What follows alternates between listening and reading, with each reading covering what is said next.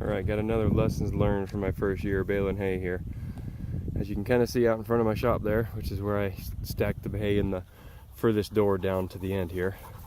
I've got a lot of hay sitting outside, and then you can see out here I had to move goats out of this pasture. You can see all this hay strung all the way down around here. That's about 20 bales.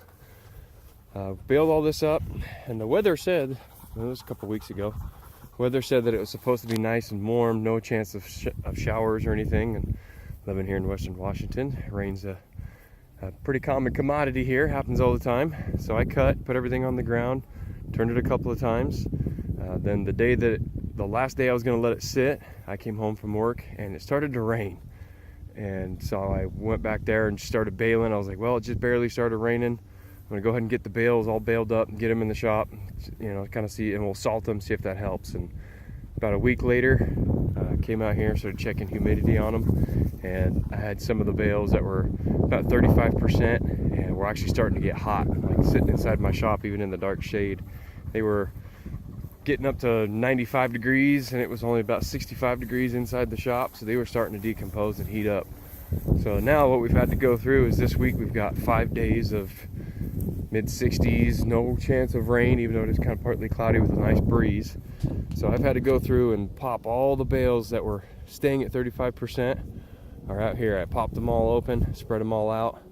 Tomorrow I'll come rake them, and I'll rake them again the day after that, and rake them again the day after that, and hopefully they'll dry out enough I can rebale. Now all the bales on the ground over there are 25% humidity or less in more than one spot. I was always checking them at 3 or 4 different places throughout the bale.